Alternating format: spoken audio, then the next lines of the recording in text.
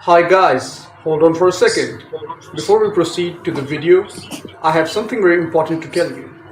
Professor John Vicofus has published his new book in collaboration with Little French Media, and the title of the book is Neoliberalism, Inequality, and Authoritarianism.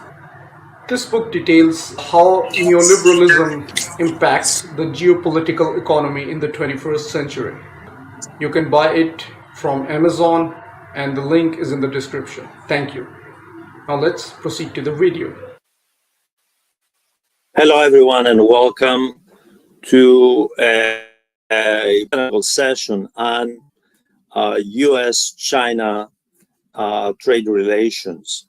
This is one of the defining relationships for our time, and it impacts the entire world.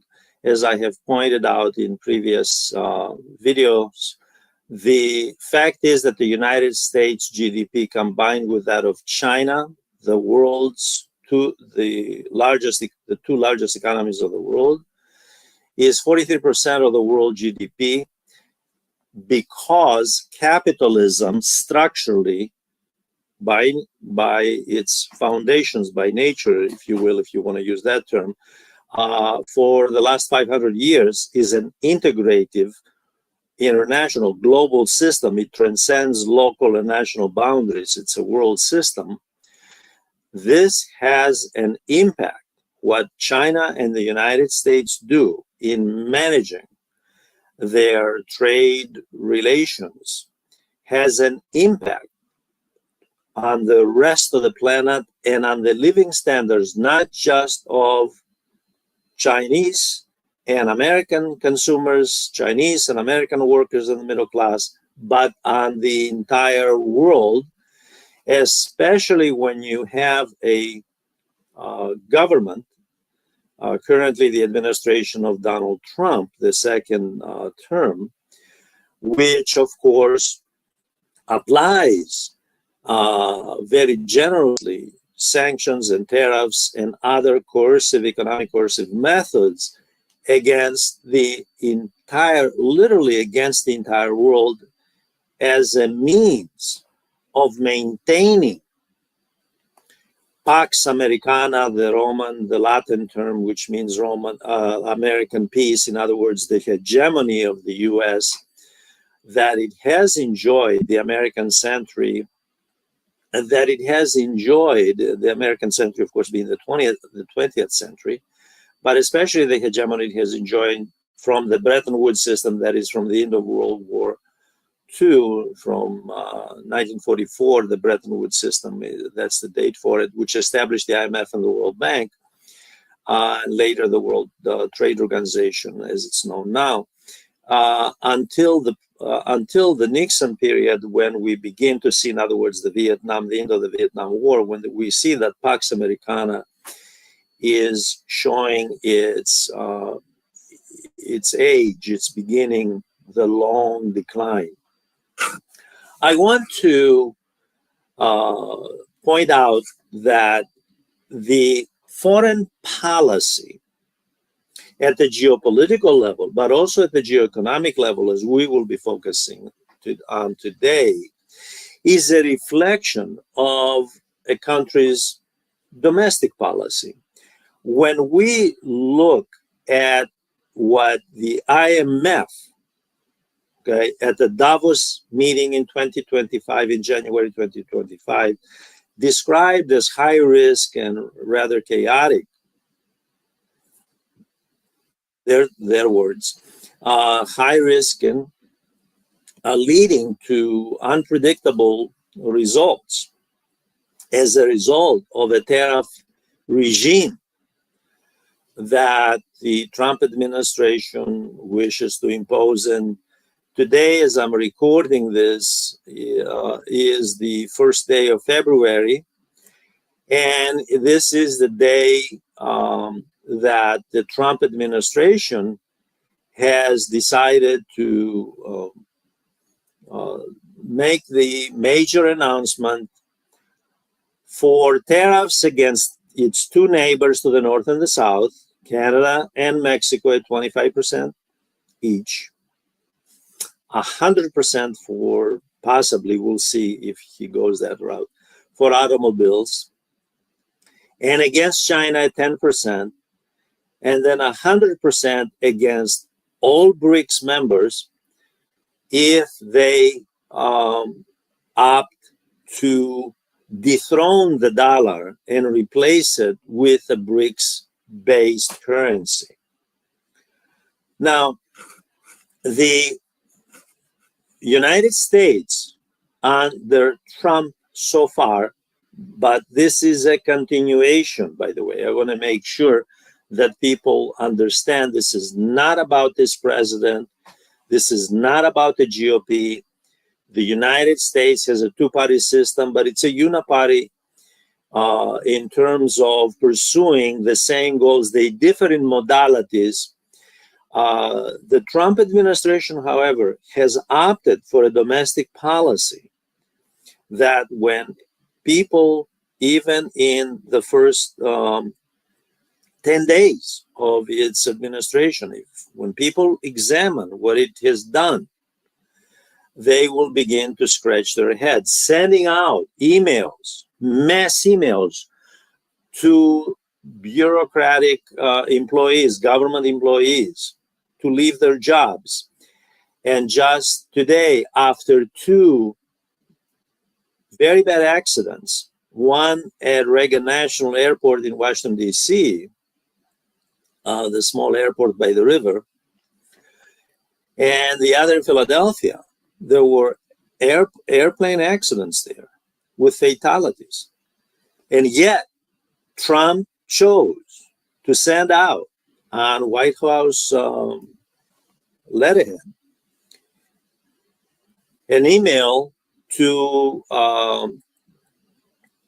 federal aviation employees, including air traffic controllers, which is reminiscent of Reagan. Reagan started with air traffic controllers, by the way, using them as an example to attack labor unions in the embryonic stage of neoliberalism, when it was a pretext to transfer massive amounts of money, taxpayer money, billions, hundreds of billions, from the social safety net, social welfare programs, to corporate welfare, bailing out banks, providing corporate subsidies, etc., and privatizing many functions of the federal government.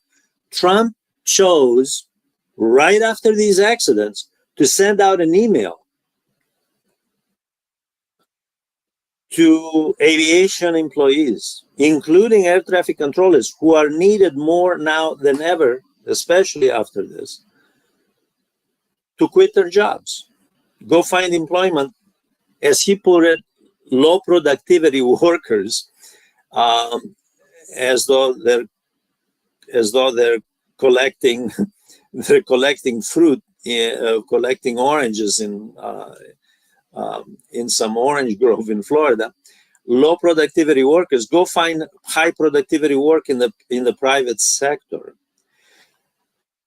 This is just one example. He has sent emails like that to the rest of the federal employees with the intent of creating a clientelist state, by the way, for those of you who have who follow models of state structures, is associated with third world governments, where there is a large patronage system around an authoritarian or a semi-authoritarian regime. So the professionalism of the bureaucracy of the United States, which started during the progressive era with Theodore Roosevelt and thereafter, because before that is where Trump wants to go, when there was a patronage system, when there was corruption, okay? He wants to go back before the progressive era movement, which was started in Europe, then came to the United States, And the bureaucracy was professionalized. And there are professionals from the medical field in the federal government to environment to all other fields, by the way. And what we have is an attempt to basically replace these professionals, high skilled professionals with enormous experience, and put in their place loyalists. Okay. And of course, this sort of thing, combined with the rather reckless and thoughtless directive, executive order to end federal aid and then rescind that order because of the chaos it created very quickly, is indicative of how this administration runs policy, whether it's at the domestic or in foreign trade relations. Now, I want to start with an interesting observation about how the U.S. got to this point. In 1990-91, when the Soviet bloc ended, there was no Warsaw Pact, which is the counter to NATO. NATO still exists. Warsaw Pact doesn't, by the way. In fact, NATO has been expanding ever since Warsaw Pact finished its business. The United States announced a new world order. The U.S. was at the core of the capitalist world economy and the sole superpower. Finally, there were all kinds of assumptions that Pax Americana would be forever under the neoliberal regime. End of history teleological, end of history theories by American intellectuals, which were, of course, have proved hollow, and theories that the United States would be unchallenged and had won the Cold War, have proved by history of the last 35 years that all of this was rather hasty analysis, and that the winner, when we look back in the last 35 years, the winner of the Cold War was not the United States, was certainly not the Soviet Union. They dissolved, and all we have left is the Russian Federation with Vladimir Putin and the Kremlin oligarchy trying to revive some of its former glory. However, it wasn't the United States either. Although at the time, the glory of the unipolar end of history theories thrived, we now know who the real winner of the Cold War was. It was China.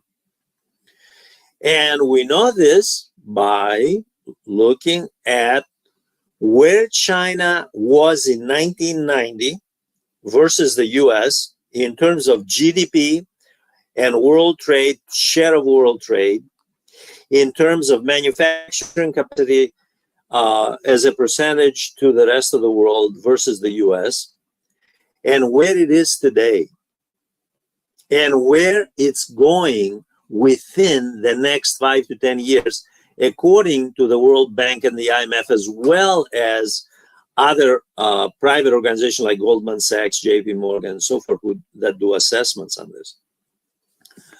So what we have here is the irony that China, under the Communist Party, has proved in the last 35 years, this is the irony of it, has been much better at managing the capitalist state under its plan and programs, the 5-year programs of economic planning and development, economic and social development, by the way, parallel to economic development. Okay, much better at that than the G7.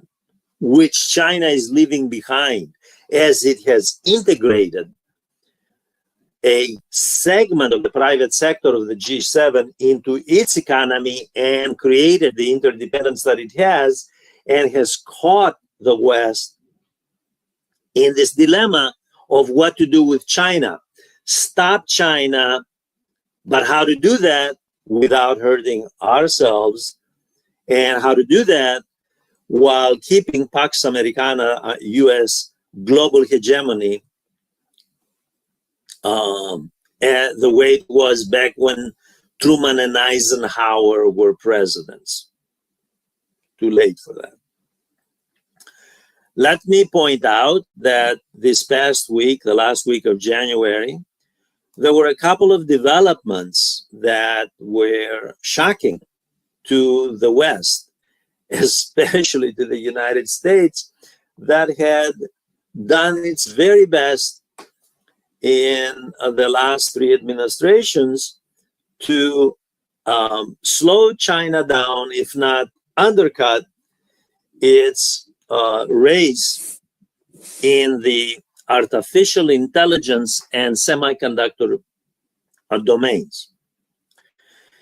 A Chinese company called DeepSeek, many people may have heard of it,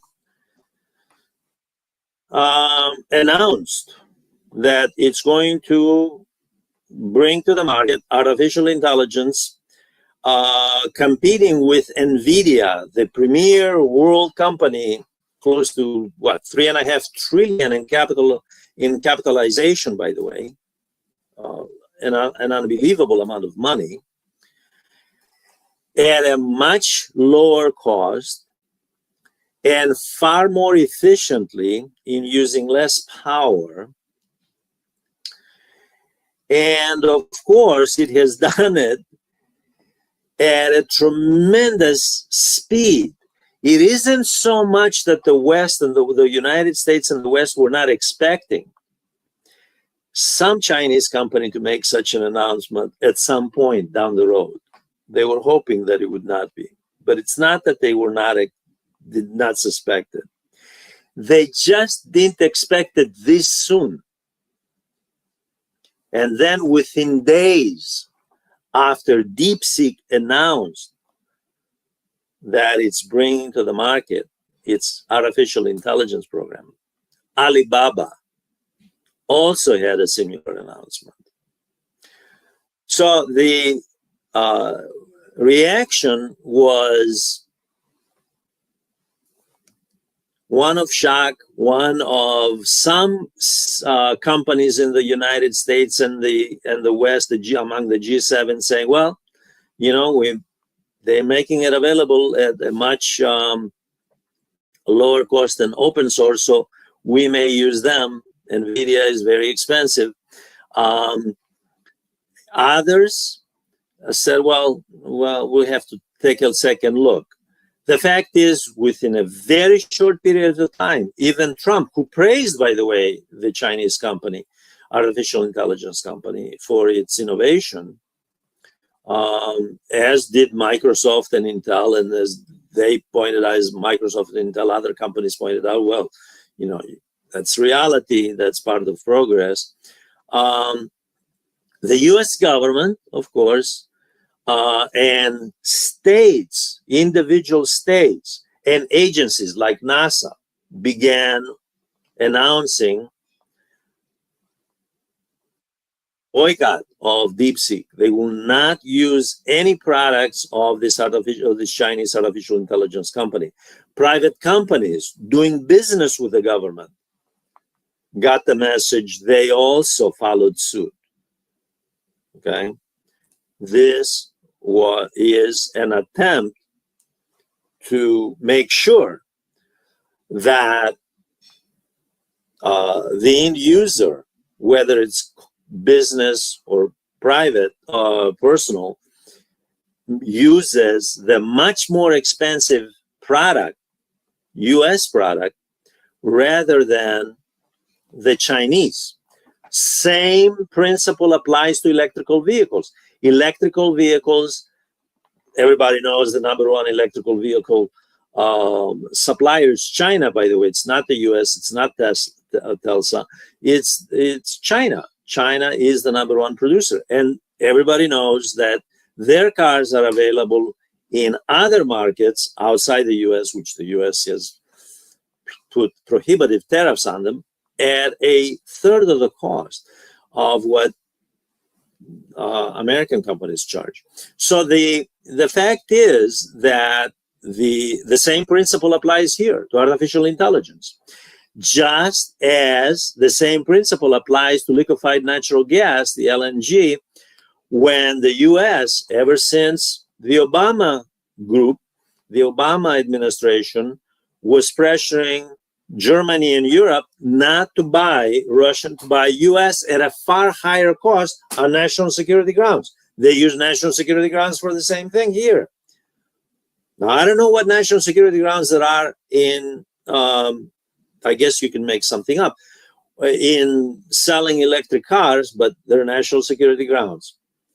Anyway, that's one announcement. That was shocking. That has sharpened the bilateral relationship, the bilateral trade relationship between the US and China, because immediately and very quietly, not so quietly, I guess everybody knows about it, US individual states, like Texas, for example, as well as federal agencies like NASA, as well as companies doing business with the US government, and many companies are doing business with the government, especially California, Silicon Valley. So, okay, we're not going to use the Chinese companies' artificial intelligence program. Now, at the same time that this happens, that DeepSeek makes its announcement, and Alibaba make their announcements, the US announces that it has serious concerns about Taiwan Semiconductor, the premier chip company in the world. And Taiwan Semiconductor, there have been rumors, okay, that it had been sort of backdoor dealing with China, but the US will be punishing that company. Although this is a contradiction, because at the geoeconomic level, they're punishing Taiwan in this regard. At the geopolitical level, they're agitating by providing weapons to Taiwan as part of a military containment policy against China. And many, this has not escaped either Chinese analysts or Western analysts will say, okay, what are you doing? There's a contradiction between the geoeconomic and the geopolitical goals here. They're glaring. In any event, that hasn't stopped the administration in Washington. The fact is that the United States is moving very rapidly toward artificial intelligence competition. It is concerned about China. It is concerned about Taiwan. It is concerned about any competitor, by the way. That's why everyone, from India to Europe to Canada to Mexico, everyone is on the radar, on the tariffs radar. Everyone is on the tariffs radar. Now, one other development that coincided with all of the above that I mentioned here, from the announcement of Chinese artificial intelligence to punishing Taiwan Semiconductor, to announcing on February 1st, 2025, tariffs 25% on China, 25% on Canada and Mexico, 10% on China, and then 100% if BRICS moves toward de-dollarization using its own currency. On top of that,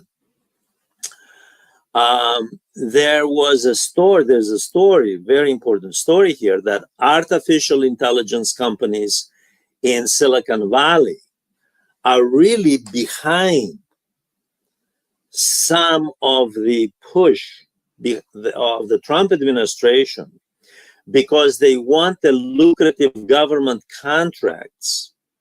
They want those contracts because many companies realize that this is where the huge profits are. And from smallest few billion to the larger ones, know that corporate subsidies and guaranteed government contracts is where the lucrative gains are going to be. Because the artificial intelligence industry may be around 15 trillion, 13 to 15 trillion, depending what source you read, by the way. But it's estimated to go 3 times higher in the next 7 years now. So this has enormous growth potential. So what we have here is the government relying on companies which are behind its policy of economic nationalism, okay, the tariff regime, that have a personal stake in government contracts. And it doesn't matter whether it's Taiwan Semiconductor or it's China's DeepSeek artificial intelligence company. Okay. So some analysts who have written about this, by the way,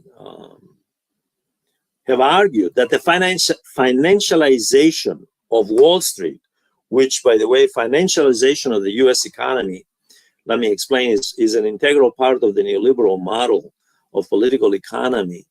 And this means that the wealth of the nation is not measured as it was under Adam Smith, the total productivity of a nation based on the primary sector, forestry, fisheries, mining, agriculture, animal husbandry.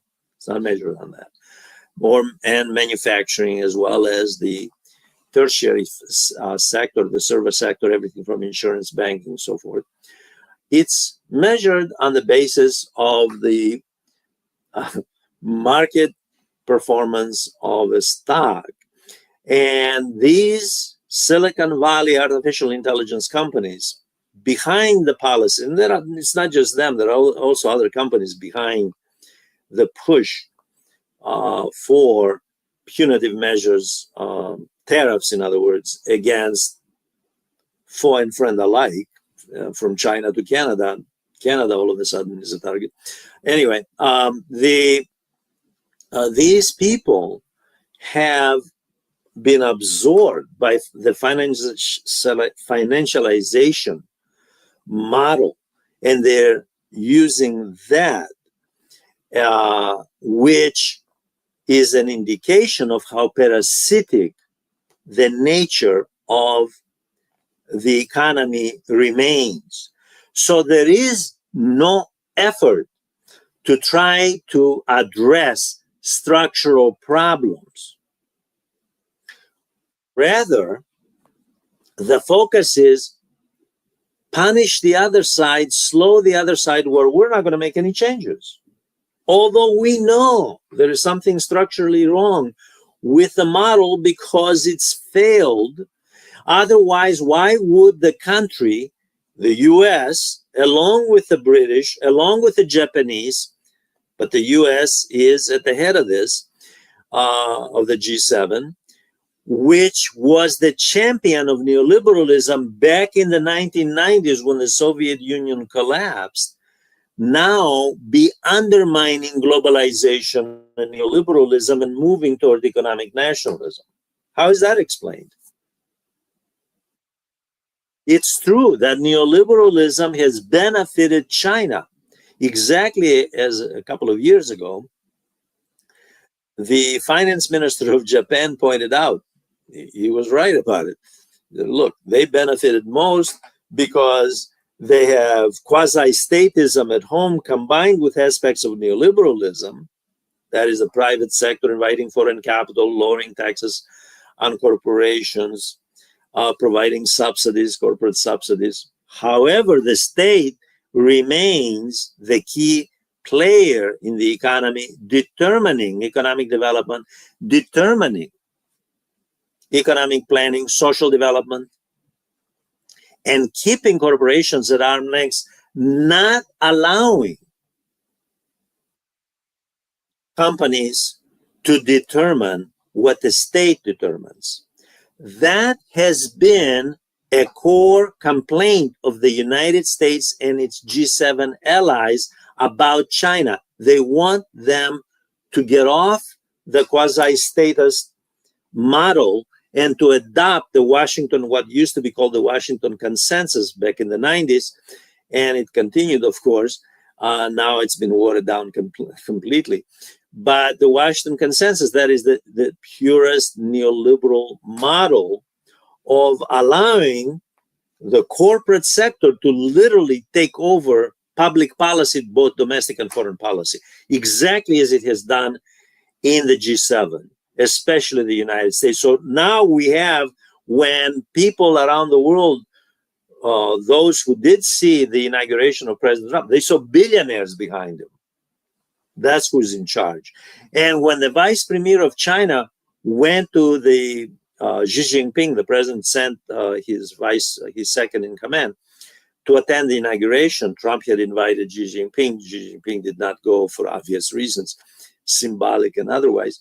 But he sent the second in command, and he didn't talk to the politicians. He talked to Elon Musk and corporate CEOs, because the Chinese know who is in charge of making policy in the United States. They know that Trump would not do anything unless they approved it, unless it was in their interests. So the tariffs and sanctions policy and the punitive measures come from them. They keep quiet about it because they have a stake in China. They have investments. A number of those companies have investments in China. However, they don't want to lose the home base as the strongest country. In other words, Pax Americana. They want to keep Pax Americana going because this is the home base for these corporations. Okay. Now, the one other thing I want to mention, and then I'll go on to some developments about how we got here, how the U.S. and China are structurally so different, although both under the capitalist system, both under the capitalist world system, both within varying degrees is an understatement, within the neoliberal model, both state-dominated capitalism. Without the state, the capitalist, the private sector collapses. The state is the key here.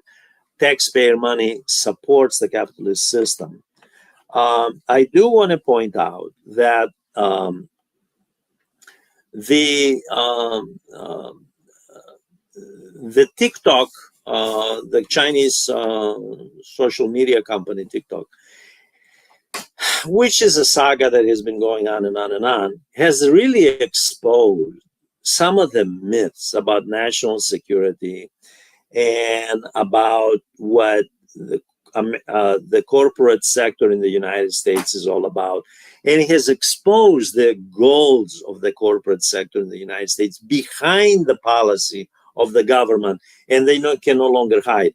When you have clear-cut evidence that TikTok is just a social media company, presents no threat to national security, and when you have one billionaire after another lining up to buy this company because it's a lucrative company, because they see dollar signs, they see huge profits. You know what their motive is. They could care less about what national security. The social media company, by definition, harvests personal information and sells it, makes money off of it. The customer, the user, is a source of income. Okay, so what we have here is with these companies is a clear, not to mention Way, the communications company, by the way, which, you know, they made a big deal. Well, security, national security. Well, actually, what we have here is the corporate sector of the G7, led by the United States, interested in using the state as a buffer so that they can make higher profits. Now, it's true that China, this is not to, by the way, to make China out as angels. It's true that China has had a long-standing policy of allowing foreign investment to come in, pursuing to cultivate the domestic market, make money, and they've made trillions, companies from around the world, in the Chinese market in the last 35 years. Okay? That's undeniable. However, there's technology sharing. The government stipulates the so-called technology sharing means that Chinese companies will avail themselves of the technology know-how. It also means that the Chinese government, it's true what the Western companies charge, does favor their companies. It does provide subsidies for their companies, just like Western companies provide subsidies for their companies, their home-based companies, okay? That's all true. And so the Western companies come along and say, especially US companies, well, they're unfair here in the way they're dealing with us. So quietly from behind the scenes, they're behind the tariffs and sanctions policy, which transcends administration. Biden was just as bitterly hawkish toward the Chinese as Trump. Trump, actually, there are rumors that he's looking to make a deal because he realizes the interdependence of China and the United States is such that he has no choice, and that China simply has greater leverage for a very simple reason. It's the world's #1 manufacturing country. Now, first of all. Second, US companies depend on the Chinese market, both as consumers as well as producers.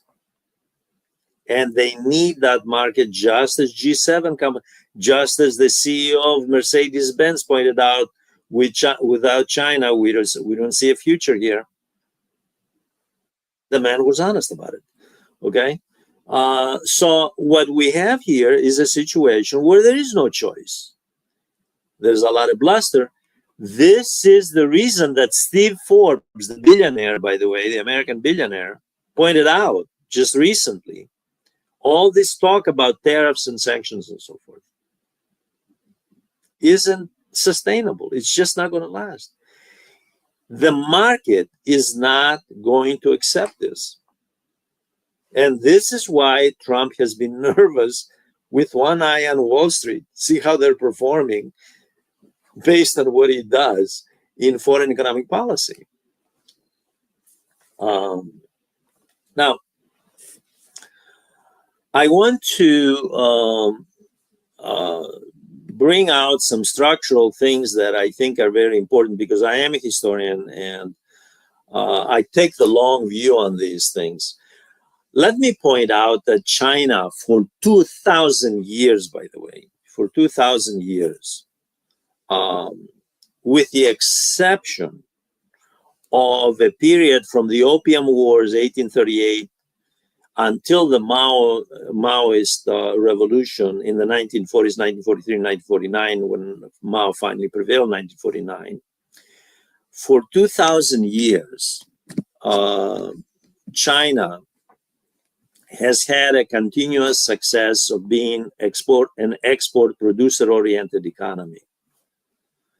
The Chinese economy was pursuing an export oriented growth policy, even when those who have studied history and know about the Silk Road, the old Silk Road, coming through Persia and into the Roman Empire, know that the Chinese indirectly undermined the Roman Empire, selling them product and taking in gold and silver back to China. Because the Roman Empire, especially the Latin-speaking part of the empire versus the Greek-speaking part in the East, was a consumer-based economy just like the United States. This has remained true to this day.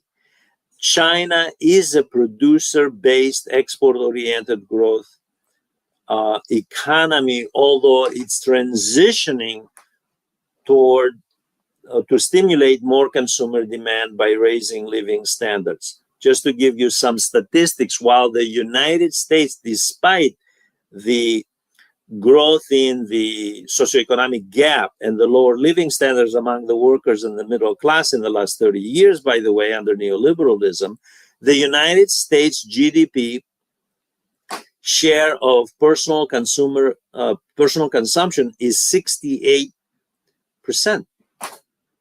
By contrast, China is 53%. So half of China's GDP stems from personal consumer demand.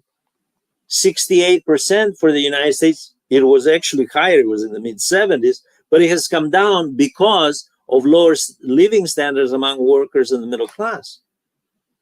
When you have a consumer demand economy, the structure of the economy versus a producer-based, export-oriented growth economy, like I said, they're transitioning, especially as the transition, and I'll talk about the third plenum of 2024 shortly under Xi Jinping. When you have that kind of structural difference, and you're imposing tariffs on, not just on China, everybody. Like I said, today, as I'm recording, is February 1st, 2025. Trump is due to announce 25% on Canada, 25% on Mexico. They have both announced, by the way, both Mexico and what choice did they have? And Canada have announced they're going to retaliate. And they were warned, by the way, by politicians in Washington that they better watch their step because the U.S. is the big dog in the neighborhood. The U.S. is the dominant power. Now, as it happens, the largest trading partners of the United States are with combined Mexico and Canada. Okay, China, of course, is a large trading partner, but it has reduced its share of trade from 25% when Trump was in office in 2019 down to 18% when Biden left last year. So what we have here is China transitioning to other economies, especially from Central Asia, from Kazakhstan to Indonesia. It's consolidating in Asia, Central Asia, and it is also trying to gain greater market share in Latin America, by the way, from Mexico to Brazil, and circumvent U.S. tariffs that way, although Trump has warned that those countries will pay a price if they try to sell Chinese products. By the way, just as an aside here, the U.S. Argued, by the way, in punishing Canada, its own neighbors, Canada and Mexico, that they are doing so because they're bringing in drugs, they're bringing in narcotics, and the U.S. has to do something about the narcotics trade. Now, it just so happens that the US is just 4% of the world's population, by the way, consuming anywhere from 18 to 25% of the world's illegal drugs, depending what source you look at, but it is the world's largest consumer of illegal drugs. And instead of looking at the demand side of the equation here, we have a problem. Let's deal with it. They're using it as a pretext to impose tariffs. Fentanyl, by the way, is the product which comes primarily from China. Although there are drugs coming in, I mean, it is no secret that Afghanistan and Pakistan are huge exporters of narcotic drugs. No secret. On a world scale. So are Latin American countries. Colombia, for example. Okay, so what we have here is a pretext to hit those neighbors. And all of it, the tragedy of all this is that all of this is a distraction. And there are very few scholars in the world, by the way, I'm sorry to say. Some Europeans, I think I've seen one or two Asian scholars deal with this issue from this perspective. Very few scholars point out that all of this is a distraction amid a period of massive capital concentration, reduction in living standards of the working class. So nationalism, and what could be more sensitive issue than economic nationalism, it hits the pocketbook of everybody. It's not the fault of your corporate CEO making 500 times the average worker's salary. It's the fault of the Mexicans, and it's Mexico bringing in fentanyl from China. In China, it's their fault. We're going to punish them. Although the US knows that the receipts coming in to the US government, the custom receipts collecting from tariffs, are minuscule, 2% of the budget. They're nothing, 80 billion. So we're talking about a mass distraction against to blind side the working class and the middle class. It's that fellow over there. It's not Wall Street. It's not the multi-million-dollar pay packages that these CEOs receive and the top management. When you look at what the top management compensation is in the United States for companies in the United States versus China, you will be amazed that in China, it's a fraction of what the US. Now, it's not that there are no billionaires in China. There are billionaires in China. China has 1.5 billion people versus 350 million in the United States. And China has the world's largest economy in purchasing power parity and growing by leaps and bounds. So, of course, there are billionaires in China. We have founded companies and so forth. But on average, the CEO compensation packages are at a fraction of what they are in the United States. And in China, there is a social development policy which emphasizes, especially the Western provinces, by the way, which are the poorest, the eastern ones along the coast from Beijing down to Shanghai and Hong Kong, those are the wealthiest. And that's where most of the population is concentrated with the largest middle class. And so there is a policy to decentralize manufacturing to get some of that wealth over on the other side. And of course, massive infrastructure programs on that side, on the Western side. We don't have anything comparable in the United States. The only focus is let's find an enemy here to punish, and all our problems will go away. If only America's economic problems would go away by doing this, by going this route. Not only that, but there are very few economists other than the far right populist neoliberals who argue, who combine economic nationalism with neoliberalism at the domestic level. Other than that, the fact is, an economist who looks at this objectively will say, well, where's the evidence in history that this has ever worked? It has never worked. It backfires. And this is what people are saying now as well. The Chinese trade integration policy through the Belt and Road Initiative program versus the U.S. tactics of tariffs and sanctions and threats are striking. I'm going to bring up one because I can't bring up. I mean, this topic is so massive; it has so many tentacles. It will take hours to explain. But I want to bring up one issue. Indonesia became the latest member to join. Indonesia is a major world economy in Asia, by the way, and a major player down the road. It's expected, the IMF and the World Bank expected to be one of the top 5, at the very least 10 economies in the world by 2050. Indonesia joined BRICS.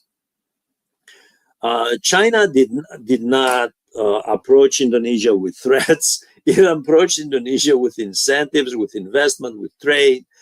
Nor did it ask Indonesia, which has a long-standing, by the way, policy of being non-aligned and taking and not alienating the West, not alienating anyone. And the Indonesian government made it very clear, we want to get along with and continue our relationship with as much with the West and the G7 as with the China, Russia, India group, Brazil, South Africa, the BRICS group. So Indonesia was a major accomplishment for the BRICS group and for China. China wanted Indonesia within BRICS, and Indonesia is in BRICS. That is one accomplishment. By contrast, Trump wants Greenland, Panama Canal, right? And let's take Greenland. Greenland, of course, under the jurisdiction of Denmark. He said national security issues. Otherwise, the Chinese and the Russians are going to be all over it. Panama Canal, the Chinese, they control it. Although even the most pro-militarist media organization in the United States and analysts point out, I'm sorry, there is no evidence that China has anything to do with running the Panama Canal. It's run by the Panamanian government. It's true that there are a couple of ports in Panama where a Hong Kong-based, Hong Kong, not China, mainland China-based shipping company have long-term leases. But Chinese shipping companies, whether in Shanghai, whether in Beijing, wherever they are, their offices are headquartered. It doesn't matter. Shipping companies have long-term leases with all kinds of governments, from Western Europe, from Hamburg, Germany, for example, to Peru, okay, and Panama. That doesn't mean they control the canal. The U.S. wants the canal. Why? Why do they want the canal? Not because the Chinese control it, because it's obvious that they don't. Everyone knows that. But to use it as leverage against China, by the way. Now, Greenland. NATO has actually called the US bluff. And this just happened recently. They said, okay, we understand you want Greenland because you feel it's a national security issue. We have the Russians, they're a threat. Certainly we regard them as a threat. Fine. If your goal is strategic and you want to use it for military bases, we can see an arrangement under the auspices of NATO for Greenland. But if your goal is to go there to exploit their minerals, especially rare earth elements, of which, of course, the world knows China dominates the world in rare earth minerals. They keep finding more and more, as those of you who follow Chinese news, and you know that they continue to discover more and more rare earth minerals that are used in high tech and for defense-related production. So NATO comes along and says to the US, fine, you have strategic concerns, let's work on this together. But if you are after Greenland's minerals, all bets are off. Now, this is NATO communicating this message to Washington. This is not Russia. This is not Iran. This is not China, North Korea. This is NATO. Because they know the motives. The motives are to take Greenland for everything. By contrast, remember, the way that Xi Jinping approached Indonesia was through long-term negotiations on investment and trade and cultural exchanges and infrastructural development in Indonesia and all those islands out there. So the approach here, in one case, was mutual cooperation. Xi Jinping keeps arguing that let's do this for our mutual benefit, although China has the most of the benefit because China is the dominant power. But the fact is that there's that approach. And when it comes to foreign policy, pursue multilateral foreign policy. We don't care. Go ahead, deal with the US corporations. We deal with them. Then you have the US approach. We'll buy Greenland. We're not selling it. We'll buy it. And if you don't sell it to us, there was a conversation between the Prime Minister of Denmark and Trump. And in that conversation, she finally published, by the way, the phone call that is the Prime Minister of Denmark. And which she revealed, she felt very threatened because he implied, you don't go along with what I'm proposing, we'll have to punish you too. Impose economic sanctions, causing turmoil by the way, Denmark is a tiny country, in this tiny European country, which is a loyal NATO member, by the way, helping out with the war in Ukraine. So this is the politics, the far right-wing politics, which was not that different under the Biden administration. When it comes to foreign policy, Biden was just as far right and militaristic, by the way, and coercive as this person is. This individual, Trump, may actually achieve something good in terms of peace in the Middle East and in Ukraine. And nor do I want to leave the impression that this is a cult of personality. Trump is merely the figurehead. Remember that when you scratch the surface, what you find are corporate interests behind the policy of tariffs and sanctions. The think tanks and the individuals he has put in there, the think tanks from which he takes advice, and the individuals he has put there to run the various government departments, these people come from the corporate sector or have links to the corporate sector and represent Wall Street, by the way. That's who is behind this. And the question is, how sustainable is this? Will any of this result in achieving the goals that Trump has set out, which is the golden age? He keeps saying the golden age, which he means the gilded age of 1870 to 1900, by the way. Let me end by pointing out that in 2024 at the third plenum, which is the meeting of the Communist Party of China, there were a number of goals set out, which are indicative of how differently the Chinese government approaches managing state capitalism than how the U.S. manages state capitalism, both domestically and globally. At the third plenum 5-year program, it's a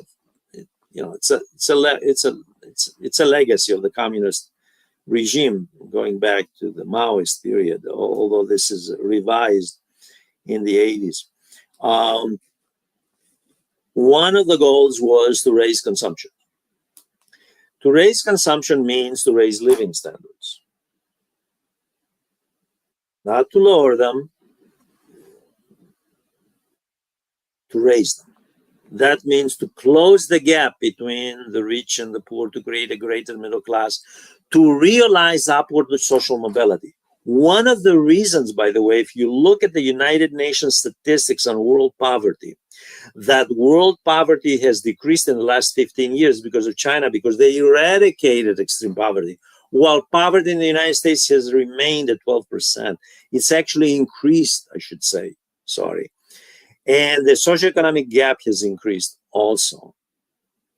Ever since 2008, when the Great Recession took place, the socioeconomic gap in the US has been growing, by the way. Because just as the recovery comes by the end of the Obama administration in 2016, then 4 years later, we get the pandemic, and then down again. We get another downturn. Then the Ukraine war and the sanctions, which cause inflationary pressures, down go with the living standards and consumption power. And in the three sectors I've mentioned in a number of the video sessions I have done that has hit the American middle class and the working class are housing, healthcare, including, of course, prescription drugs, skyrocketing, okay, and higher education. These things all have to do with domestic policy. You can't distract your way out of this. China and Mexico and Canada are not responsible for this, or the European Union. He wants to hit the European Union too, by the way, with tariffs. They're not responsible for healthcare in the United States. They're not responsible for housing costs, rental and mortgage costs in the United States, and prices of skyrocketing for housing. Okay. The US government is. You can't work your way out of this.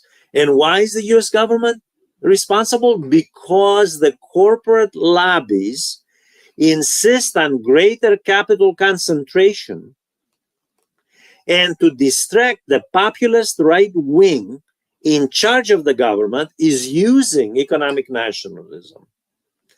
That's what this is all about. The third plenum goals, promulgated in 2024, beginning 2025, of course, they're to be implemented, stress education, social development, raising living standards, investing in high tech and manufacturing, transitioning the economy into the age of artificial intelligence. What does the US do? It adopts a program of economic nationalism, sanctions and tariffs, and it uses parallel to that its defense, which is the number one in the world. The US spends just under $1 trillion. The total defense spending on the planet is $2 trillion. 1.4, close to 1.4 trillion is spent by US and NATO members, by the way. The rest by the rest of the planet. And yet, it's not the US and its NATO partners which spend close to 1.4 trillion out of 2 trillion total defense on the planet that threaten the world, but the rest of the world that spends the balance of that threatens NATO and the US. This is the incomprehensible logic.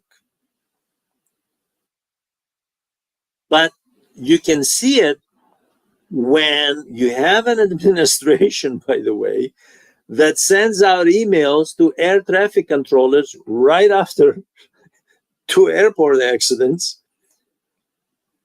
that were deadly, by the way. People were killed, saying, get out, go to the private sector. And then the union advising its members, we provide a service here. We're professionals. We have vast experience. Just stay put and, try to hold on, be professionals, do your job. This kind of reckless behavior is not sustainable. Steve Forbes, the billionaire, the American billionaire, is right. A policy by tariffs is not sustainable because it backfires. It has a history of backfiring. And not just now, historically, by the way. Now, I want to end with an issue that is a very important one to Trump's foreign economic policy, and that is the role of the dollar in the world. The dollar was the strongest currency in the world because the US had enough gold to support the dollar at the end of World War II. It's no secret. I think it was 1957 when the IMF secretly informed the Eisenhower administration going into its second term in office, that the US current account, that is the balance of payments deficit, was such that it was placing the dollar gold equivalency at risk, and that the US dollar, that the gold reserves could not be supporting chronic balance of payments deficits. Okay. By the time Nixon was in office in his first term, 71, the fact is that the world knew. The French complained, Charles de Gaulle had complained, but it wasn't just the French. Japan quietly had complained. A number of countries had complained, look, the dollar is not worth the paper it's written on. It doesn't have the gold to support it behind it. So the US went into the floating currency. So the rates obviously changed by the minute as investors bet on the currency itself is a commodity. You can bet, you can speculate on currency. The US, however, had one privilege that it has retained ever since Truman, the Bretton Woods system, to this day, and that is that the dollar is a reserve currency, is the premier reserve currency on which trade was conducted on a world scale. Just like a blank check. So the dollar preeminence is based on its usage on a world scale. All presidents know that. They don't want to lose that privilege. But that privilege can't be sustained when the US GDP is retreating against China and BRICS, whose GDP combined is far larger than that, not far larger, but it's larger than that of the G7. Okay.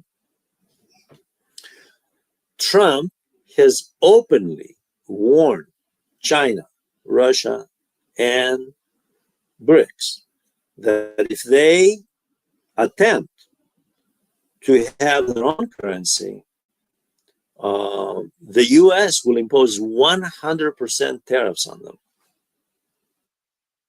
to keep on using the dollar. Russia is willing to let this go for now and has said, okay, we're not gonna go that route. We're not, of course, Russia has its own problem. It has a war with Ukraine. Until it settles this and until it achieves some level of stability, both economic and political stability, it's not willing to risk anything. China has no issue. It obviously holds quite a bit of that. It doesn't hold as much as it did 10 years ago, but it holds somewhere in the order of $250 billion in U.S. Treasury bonds, somewhere in there. And it's not willing to see any radical transition because it's not in its interest. China is a major partner to the United States. Now, China also has $1 trillion surplus against the world.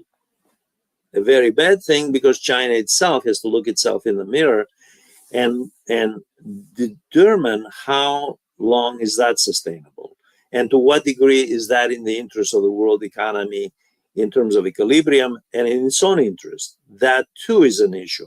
That's China's problem that needs to be addressed by China. So this is not to argue that China is free of guilt in this trade war, by the way, not by any means.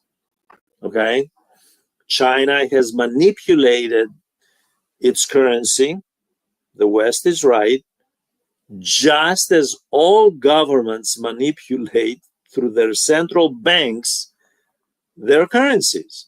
Currencies are manipulated, but Trump just tried it with the Federal Reserve in terms of where interest rates ought to be. Of course, the Federal Reserve didn't bite because the Federal Reserve is obedient to Wall Street. But in any case, the fact is that currency manipulation is not the monopoly domain of China. Currency manipulation takes place, period. And it always has. The use of the dollar as a weapon, weaponizing the dollar, has some life to it. Let's accept that. For how long, though? Steve Forbes, again, is right in saying that he doesn't see the tariff regime being sustainable. I don't see the so-called dollar threats, the de-dollarization threats to BRICS and to other countries as being sustainable either. I think that the solution here is for the US to look internally at the financialization model of the neoliberal political economy and an economy that massively has concentrated money at the very top, where very few billionaires or more have more wealth than the bottom 50% of the population, just a few billionaires. Okay.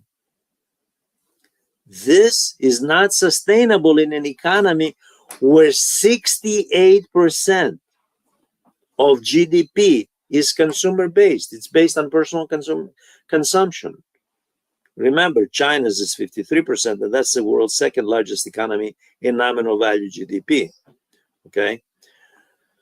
Now, we will see where all of this is headed. It may